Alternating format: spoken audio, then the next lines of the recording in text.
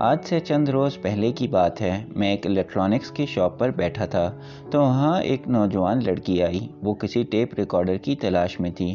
دکاندار نے اسے بہت اعلیٰ درجے کے نئے نویلے ٹیپ ریکارڈر دکھائے، لیکن وہ کہنے لگی مجھے وہ مخصوص قسم کا، مخصوص میڈ کا، مخصوص نمبر والا ٹیپ ریکارڈر چاہیے۔ دکاندار نے کہا بی بی یہ تو اب تیسری جنریشن ہے اس ٹیپ ریکارڈر کی، جو اب نئے آئے ہیں وہ اس کی نسبت کارکردگی میں زیادہ بہتر ہیں۔ لڑکی کہنے لگی یہ نیا ضرور ہے، لیکن میرا تجربہ کہتا ہے کہ یہ اس سے بہتر نہیں۔ میں بیٹھا غور سے اس لڑکی کی باتیں سننے لگا، کیونکہ اس کی باتیں بڑی دلچسپ تھیں اور وہ الیکٹرانکس کے استعمال کی ماہر معلوم ہوتی تھی۔ انجینئر تو نہیں تھی، لیکن اس کا تجربہ اور مشاہدہ خاصا تھا۔ وہ کہنے لگی کہ آپ مجھے مطلوبہ ٹیپ ریکارڈر تلاش کر دیں، میں آپ کی بڑی شکر گزار ہوں گی۔ میں نے اس لڑکی سے پوچھا بی بی آپ اس کو ہی کیوں تلاش کر رہی ہیں؟ اس نے کہا کہ ایک تو اس کی مشین بہتر تھی اور اس کو میری خالہ مجھ سے مانگ کر دبئی لے گئی ہیں اور میں ان سے واپس لینا بھی نہیں چاہتی، لیکن اب جتنے بھی نئے بننے والے ٹیپ ریکارڈرز ہیں ان میں وہ خصوصیات اور خوبیاں نہیں ہیں جو میرے والے میں تھیں۔ اس واقعے کے دوسرے تیسرے روز مجھے اپنے ایک امیر دوست کے ساتھ کاروں کے ایک بڑے شو روم میں جانے کا اتفاق ہوا۔ شو روم کے مالک نے ہمیں کار کا ایک ماڈل دکھاتے ہوئے کہا کہ یہ ماڈل تو ابھی بعد میں آئے گا، لیکن ہم نے اپنے مخصوص گاہکوں کے لیے اسے پہلے ہی منگوا لیا ہے۔ انہوں نے بتایا کہ اس ماڈل میں پہلے کی نسبت کافی تبدیلیاں کی گئی ہیں اور یہ کمال کی گاڑی بنی ہے۔ میں نے استفسار کیا کہ کیا پچھلے سال کی گاڑی میں کچھ خرابیاں تھیں جو آپ نے اب دور کر دی ہیں؟ وہ خرابیوں کے ساتھ ہی چلتی رہی ہے؟ اس میں کیا اتنے ہی نقائص تھے جو آپ نے دور کر دیے؟ کہنے لگے نہیں اشفاق صاحب، یہ بات نہیں، ہم کوشش کرتے رہتے ہیں کہ اس میں جدت آتی رہے اور اچھی باسہولت تبدیلی آتی رہے۔ تو یہ سن کر میرا دماغ پیچھے کی طرف چل پڑا اور مجھے یہ خیال آنے لگا کہ ہر نئی چیز، ہر پیچیدہ چیز اور ہر مختلف شے یقیناً بہتر نہیں ہوتی۔ اس مرتبہ میری سالگرہ پر میری بیوی نے مجھے کافی پرکولیٹر دیا اور وہ اسے خریدنے کے بعد گھر اس قدر خوش آئی کہ بتا نہیں سکتا۔ کہنے لگی میں بڑے عرصے سے اس کی تلاش میں تھی، یہ بالکل آپ کی پسند کا ہے اور یہ آپ کو اٹلی کی یاد دلاتا رہے گا، آپ اس میں کافی بنایا کریں۔ میں نے دیکھا وہ بالکل نیا تھا اور اس میں پلاسٹک کا استعمال زیادہ تھا، لیکن اس کا پیندہ کمزور تھا اور وزن زیادہ تھا۔ دوسرا اس کی بجلی کے پلگ تک جانے والی تار بھی چھوٹی تھی، اور جب میں نے اسے لگا کر استعمال کیا تو اس میں پانی کھولانے کی استطاعت تو زیادہ تھی، لیکن کافی بھاپے آنے کی طاقت اس میں بالکل نہیں تھی۔ چنانچہ میں ان کا دل تو خراب کرنا نہیں چاہتا تھا اور میں نے کہا ہاں یہ اچھا ہے، لیکن فی الحال میں اپنے پرانے پرکولیٹر سے ہی کافی بناتا رہوں گا۔ جب وہ چلی گئیں تو اس وقت میں نے کہا یا اللہ مجھے وہ صلاحیت اور استطاعت عطا فرما کہ اگر تو نئی چیز اور تیرے نو کی کوئی اختراع وہ بہتر ثابت ہو بنی نو انسان کے لیے اور تیری بھی پسند کی ہو تو وہ تو میں اختیار کروں، لیکن صرف اس وجہ سے کہ چونکہ یہ نئی ہے، کیونکہ لوگوں کا گھیرا اس کے گرد تنگ ہوتا جا رہا ہے، کیونکہ یہ توجہ طلب ہے، تو اس لیے میں اس سے دور رہوں۔ چنانچہ یہ بات میرے دل میں اتر گئی اور میں پروگریس کے بارے میں سوچتا رہا کہ ترقی جس کے پیچھے ہم سارے بھاگے پھرتے ہیں اور جس کے بارے میں جگہ بہ جگہ، گھروں میں، گھروں سے باہر، محلوں شہروں میں، حکومتوں اور اس کے باہر ترقی کی جانب ایک بڑی ظالم دوڑ جاری ہے، اس دوڑ سے مجھے ڈر لگتا ہے کہ حاصل تو اس سے کچھ بھی نہیں ہوگا، کیونکہ ترقی میں اور فلاح میں بڑا فرق ہے۔ میں اور میرا معاشرہ، میرے اہل و عیال اور میرے بال بچے فلاح کی طرف جائیں تو میں ان کے ساتھ ہوں، خالی ترقی نہ کریں۔ خواتین و حضرات، یہ انتہائی غور طلب بات ہے کہ کیا ہم ترقی کے پیچھے بھاگیں یا فلاح کی جانب لپکیں اور اپنی جھولیاں فلاح کی طرف پھیلائیں۔ لاہور کے قریب گوجرانوالا شہر ہے، اس میں اڈلٹ ایجوکیشن کے بڑے نامی گرامی اسکول ہیں۔ مجھے ان اڈلٹ ایجوکیشن کے اسکول میں ایک دفعہ جانے کا اتفاق ہوا تو وہاں کسان زمیندار گاڑی باندھ تعلیم حاصل کر رہے تھے اور اس بات پر بڑے خوش تھے کہ چونکہ انہوں نے تعلیم حاصل کر لی ہے اور وہ فکروں اور ہندسوں سے شناسا ہو گئے ہیں، اس لیے اب انہوں نے ترقی کر لی ہے۔ چنانچہ وہاں ایک بہت مضبوط اور بڑا ہنس مکھ سا گاڑی باندھ تھا۔ میں نے کہا کیوں جناب گاڑی باندھ صاحب، آپ نے علم حاصل کر لیا؟ کہنے لگا ہاں جی میں نے علم حاصل کر لیا ہے۔ میں نے کہا اب آپ لکھ پڑھ سکتے ہیں؟ کہنے لگا لکھنے کی تو مجھے پریکٹس نہیں ہے، البتہ میں پڑھ ضرور لیتا ہوں۔ تو میں نے کہا آپ کیا پڑھتے ہیں؟ کہنے لگا جب میں سڑک پر سے گزرتا ہوں تو جو سنگ میل ہوتا ہے میں اب اسے پڑھنے کی صلاحیت رکھتا ہوں۔ میں نے اس سے پوچھا کہ اس سنگ میل پر کیا کچھ لکھا ہوتا ہے۔ کہنے لگا میں ہر سنگ میل پر یہ تو پڑھ لیتا ہوں کہ 80 میل یا 70 میل، لیکن کہاں کہ 80 میل کہاں کہ 70 میل یہ مجھے کبھی پتہ نہیں لگا کہ کس طرف ہے، یہ 70 میل کہاں کے ہیں۔ اس کے باوجود وہ کہہ رہا تھا کہ میں ترقی یافتہ ہو گیا ہوں اور میں نے اب ترقی کر لی ہے۔ یہ اس قسم کی ترقی ہے، یہ راہ میں نئی چیز ہونے کے باوجود بڑی حائل ہوتی ہے۔ میں اس پر کافی حد تک سوچتا اور غور کرتا رہا ہوں کہ اے میرے اللہ، کیا ہم ہر نئی شے کو، ہر ماڈرن چیز کو اپنا لیں؟ یہ تو وہ تھا جو گزشتہ دنوں میرے ساتھ پیش آیا، اور میں نے اس کی دعا کی کہ یا اللہ، میں تجھ سے اس بات کا آرزو مند ہوں کہ کچھ پرانی چیزیں جو ہیں میں ان کا ساتھ دیتا رہوں۔ مثلاً میں پرانی زمین کا ساتھ دیتا رہوں، میں پرانے چاند ستاروں کا ساتھ دیتا رہوں۔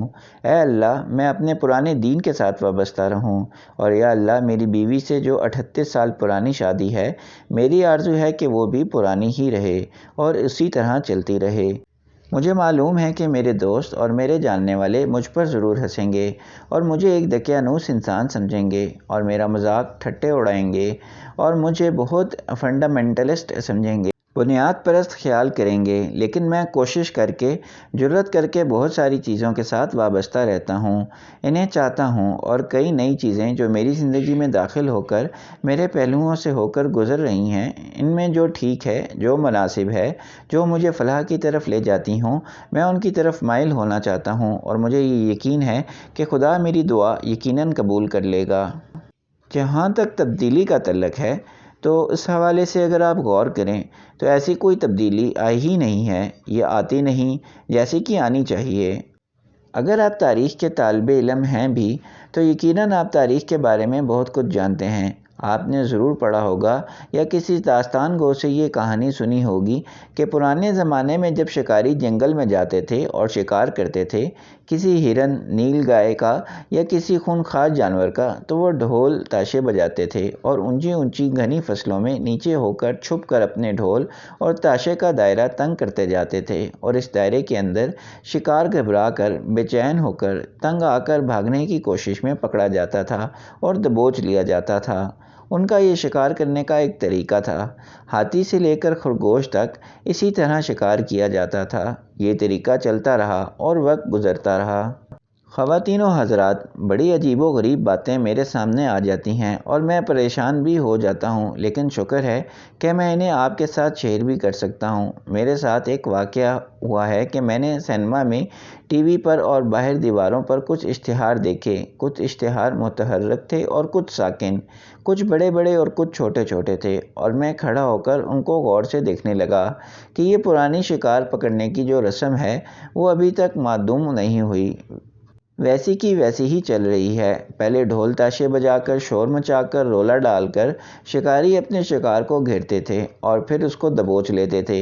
اب جو اشتہار دینے والا ہے وہ ڈھول تاشے کے بجائے اپنا سلوگن، نعرے، دعوے بیان کر کے شکار کو گھیرتا ہے۔ شکار بیچارہ تو معصوم ہوتا ہے، اسے ضرورت نہیں ہے کہ میں یہ مخصوص صابن خریدوں یا پاؤڈر خریدوں، اسے تو اپنی ضرورت کی چیز چاہیے ہوتی ہے، لیکن چونکہ وہ شکار ہے اور پرانے زمانے سے یہ رسم چلی آ رہی ہے کہ اس کا گھیراؤ کس طرح سے کرنا ہے، تو وہ بظاہر تو تبدیلی ہو گئی ہے، لیکن یہ باطن اس کا رخ اور اس کی سوچ ویسی کی ویسی ہے۔ آپ نے دیکھا ہوگا، آپ خود روز شکار بنتے ہیں، میں بھی بنتا ہوں، اور ہم اس نرغے اور دائرے سے نکل نہیں سکتے۔ پھر جب ہم شکار کی طرح پکڑے جاتے ہیں اور چیختے چلاتے ہیں تو پھر اپنے ہی گھر والوں سے پنجرے کے اندر آ جانے کے بعد لڑنا شروع کر دیتے ہیں اور اپنے ہی عزیز و اقارب سے جھگڑا کرتے ہیں کہ تمہاری وجہ سے خرچہ زیادہ ہو رہا ہے۔ دوسرا کہتا ہے نہیں، تمہاری وجہ سے یہ مسئلہ ہو رہا ہے، حالانکہ ہم تو شکاری کے شکار میں پھنسے ہوئے لوگ ہیں۔ اگر ہم یہ سمجھتے ہیں کہ ترقی ہو گئی اور وہ شکار کا پرانا طریقہ گزر چکا ہے، تو میں سمجھتا ہوں اور آپ سے درخواست کرتا ہوں کہ یہ کام ترقی کی طرف مائل نہیں ہوا ہے، بلکہ ہم اسی نہج پر اور اسی ڈھب پر چلتے جا رہے ہیں۔ جیسا کہ میں نے بتایا تھا کہ ایسے عجیب و غریب واقعات میرے ساتھ وقوع پذیر ہوتے رہتے ہیں اور میں ان پر حیران بھی ہوتا رہتا ہوں، اور کہیں اگر انہیں جب ڈسکس کرنے کا مناسب موقع نہیں ملتا تو میں آپ کی خدمت میں پیش کر دیتا ہوں۔ پھر مجھے کئی خطوط ملتے ہیں اور لوگ خط لکھنے والے مجھے راست اور درست قدم اٹھانے پر مائل کرتے ہیں۔ میں آپ سب کا شکر گزار ہوں۔ بادشاہت کے زمانے اور اس سے پہلے پتھر اور دھات کے زمانے سے لے کر آج تک جتنے بھی ادوار گزرے ہیں، غلاموں کی تجارت کو بہت بڑا فعل سمجھا جاتا رہا۔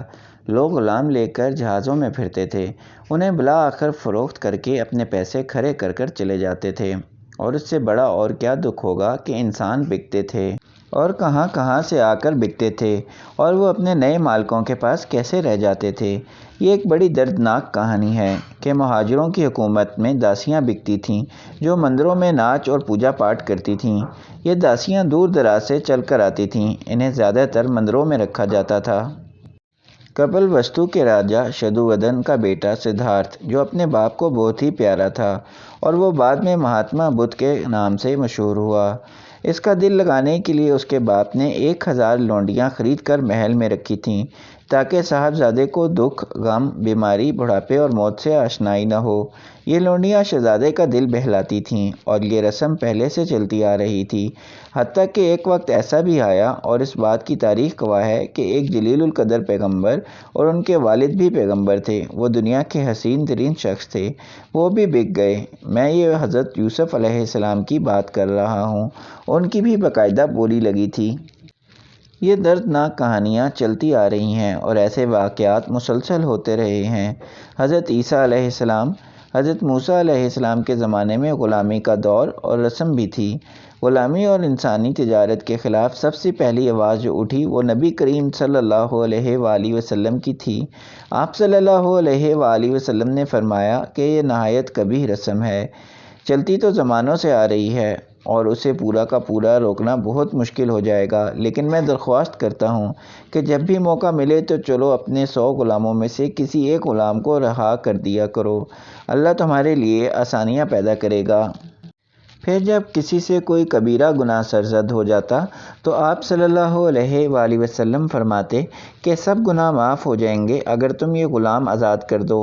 اگر وہ شخص کہتا کہ حضور صلی اللہ علیہ وآلہ وسلم میں تو غریب آدمی ہوں، میرے پاس کچھ نہیں، تو آپ صلی اللہ علیہ وآلہ وسلم فرمایا کرتے غلام کسی سے قسطوں پر لے لو، کوئی 5 روپے مہینہ، 3 روپے مہینہ ادا کرتے رہنا، لیکن غلام آزاد کر دو۔ یہ غلامی کی ایسی قبیح رسم تھی جس سے انسان آہستہ آہستہ نکلنے کی کوشش کرتا رہا، لیکن پھر امریکہ میں تو اس نے باقاعدہ کھیل کی صورت اختیار کر لی۔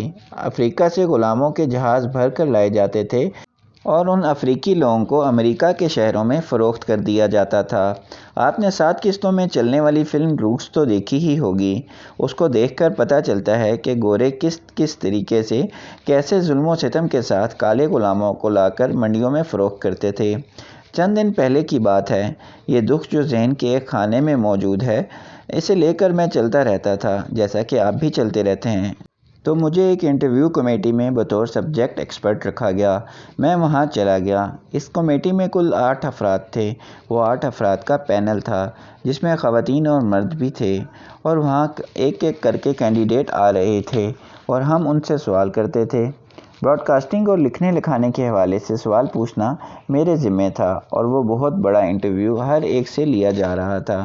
وہاں کسی صاحب نے باہر سے آ کر مجھے کہا کہ ایک صاحب آپ سے ملنے آئے ہیں، گھر سے انہیں پتہ چلا ہے کہ آپ یہاں ہیں تو یہاں پہنچ گئے ہیں۔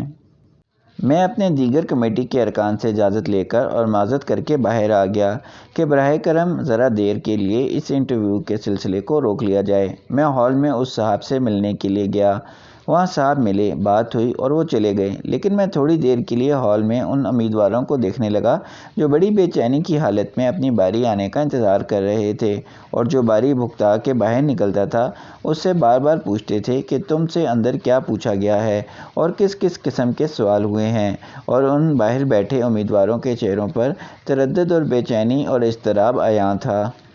میں کھڑا ہو کر ان لوگوں کو دیکھتا رہا اور حیران ہوتا رہا کہ اگلے زمانے میں تو لونڈی بیچنے کے لیے منڈی میں تاجر باہر سے لایا کرتے تھے۔ آج جب ترقی یافتہ دور ہے اور چیزیں تبدیل ہو گئی ہیں، یہ نوجوان لڑکے اور لڑکیاں خود اپنے آپ کو بیچنے اور غلام بنانے کے لیے یہاں تشریف لائے ہیں اور چیخیں مار مار کر اور تڑپ تڑپ کر اپنے آپ کو، اپنی ذات، وجود کو، جسم و ذہن اور روح کو فروخت کرنے آئے ہیں۔ اور جب انٹرویو میں ہمارے سامنے حاضر ہوتے ہیں اور کہتے ہیں سر میں نے یہ کمال کا کام کیا ہے، میرے پاس یہ سرٹیفکیٹ ہے میرے پرانے مالک کا جس میں لکھا ہے کہ جناب اس سے اچھا غلام اور کوئی نہیں، اور یہ لونڈی اتنے سال تک خدمت گزار رہی ہے اور ہم اس کو پورے نمبر دیتے ہیں اور اس کی کارکردگی بہت اچھی ہے، اور سر اب آپ خدا کے واسطے ہمیں رکھ لیں، اور ہم خود کو آپ کے سامنے پیش کرتے ہیں۔ میں سوچتا ہوں کہ کیا وقت بدل گیا؟ کیا انسان ترقی کر گیا؟ کیا آپ اور میں اس کو ترقی کہیں گے کہ کسی معیشت کی بوجھ تلے، کسی اقتصادی وزن تلے ہم اپنے آپ کو خود بیچنے پر مجبور ہو گئے ہیں؟ اپنی اولاد کو اپنے ہاتھوں لے جا کر یہ کہتے ہیں کہ جناب اس کو رکھ لو، اس کو لے لو اور ہمارے ساتھ سودا کرو کہ اس کی غلامی اور اس کی لونڈی گیری کے کتنے پیسے ملتے رہیں گے۔ یہ ایک سوچ کی بات ہے اور ایک مختلف نوعیت کی سوچ کی بات ہے۔ آپ اس پر غور کیجئے اور مجھے بالکل منع کیجئے کہ خدا کے واسطے ایسی سوچ آئندہ میرے آپ کے ذہن میں نہ آیا کرے، کیونکہ یہ کچھ خوشگوار سوچ نہیں ہے۔ کیا انسان اس کام کے لیے بنا ہے کہ وہ محنت اور مشقت اور تردد کرے اور پھر خود کو ایک پیکٹ میں لپیٹ کر اس پر خوبصورت پیکنگ کر کے گوٹا لگا کے پیش کرے کہ میں فروخت کے لیے تیار ہوں؟ یہ ایسی باتیں ہیں جو نظر کے آگے سے گزرتی رہتی ہیں، اور پھر یہ خیال کرنا اور یہ سوچنا کہ انسان بہت برتر ہو گیا ہے۔ برتر تو وہ لوگ ہوتے ہیں جو اپنے ارد گرد کے گرے پڑے لوگوں کو سہارا دے کر اپنے ساتھ بٹھانے کی کوشش کرتے ہیں، اور وہی قومیں مضبوط اور طاقتور ہوتی ہیں جو تفریق مٹا دیتی ہیں۔ دولت، عزت، اولاد، یہ سب خدا کی طرف سے ادا کردہ چیزیں ہوتی ہیں، لیکن عزت نفس لوٹانے میں، لوگوں کو برابری عطا کرنے میں، یہ تو وہ عمل ہے جو ہمارے کرنے کا ہے، اور اس سے ہم پیچھے ہٹتے جاتے ہیں اور اپنی ہی ذات کو معتبر کرتے جاتے ہیں۔ ایک دفعہ ہمارے بابا جی کے ڈیرے پر ایک نوجوان سا لڑکا آیا۔ وہ بیچارہ ٹانگوں سے معذور تھا اور اس نے ہاتھ میں پکڑنے اور وزن ڈالنے کے لیے لکڑی کے 2 چوکھٹے سے بنوا رکھے تھے۔ وہ بابا جی کو ملنے، لنگر لینے اور سلام کرنے آیا کرتا تھا۔ میں وہاں بیٹھا تھا اور اسے دیکھ کر مجھے بہت تکلیف ہوئی، چونکہ بابا جی کے سامنے ہم آزادی سے ہر قسم کی بات کر لیا کرتے تھے۔ اس لیے میں نے کہا، بابا جی آپ کے خدا نے اس آدمی کے لیے کچھ نہ سوچا؟ یہ دیکھیے نوجوان ہے، اچھا لیکن صحت مند ہے۔ بابا جی نے ہنس کر کہا، سوچا کیوں نہیں؟ سوچا، بلکہ بہت زیادہ سوچا، اور اس آدمی ہی کے لیے تو سوچا۔ میں نے کہا، جی کیا سوچا اس آدمی کے لیے؟ کہنے لگے، اس کے لیے تم کو پیدا کیا۔ کتنی بڑی سوچ ہے اللہ کی، اب یہ ذمہ داری تمہاری ہے۔ میں نے کہا، جی آئندہ سے ڈیرے پر نہیں آنا، یہ تو کندھوں پر ذمہ داریاں ڈال دیتے ہیں۔ دوسروں کے لیے سوچنا تو فلاح کی راہ ہے، اور یہ ترقی جسے ہم ترقی سمجھتے ہیں، یا وہ ترقی جو آپ کے ہمارے ارد گرد ابلیسی ناچ کر رہی ہے، یا وہ ترقی جو آپ کو خوفناک ہتھیاروں سے سجا رہی ہے، اسے ترقی تو نہیں کہا جا سکتا۔ آج سے کچھ عرصہ قبل آپ جانتے ہیں کہ اس دنیا میں 2 سپر پاورز تھیں، اور ان کا آپس میں بڑا مقابلہ رہتا تھا، اور وہ کاغذی جنگ لڑتے ہوئے اور الیکٹرانک کی لڑائی لڑتے ہوئے آپس میں ہمیشہ ایک دوسرے کے تقابل کرتے تھے، اور ایک دوسرے کو یہ طعنہ دیتی تھی کہ میں تم سے بڑی سپر پاور ہوں، اور دوسری پہلی کو، اور وہ اپنی سپر پاور اور ترقی کی پرکھ اور پیمانہ یہ بتاتی تھیں کہ جیسے ایک کہتی کہ تم 10 سیکنڈ میں 1 ملین افراد کو ملیا میٹ کر سکتی ہو، ہم 5 سیکنڈ کے اندر 1 ملین انسان ہلاک کر سکتے ہیں، اس لیے ہم بڑی سپر پاور ہیں۔ اس کے علاوہ انہوں نے کبھی تقابلی مطالعے میں یا معاملے میں اور کسی بات پر فخر ہی نہیں کیا۔ تو کیا انسانیت اس راہ پر چلتی جائے گی، اور جو علم ہمیں پیغمبروں نے عطا کیا ہے اور جو باتیں انہوں نے بتائی ہیں، وہ صرف اسی وجہ سے پیچھے ہٹتی جائیں گی کہ ہم نئی چیزیں اور نئے لوگ حاصل کرتے چلے جا رہے ہیں؟ بہرکیف یہ دکھ کی باتیں ہیں، اور بہت سے لوگ میرے ساتھ اس دکھ میں شریک ہوں گے۔ اب آپ سے اجازت چاہوں گا۔ اللہ آپ کو آسانیاں عطا فرمائے اور آسانیاں تقسیم کرنے کا شرف عطا فرمائے، آمین۔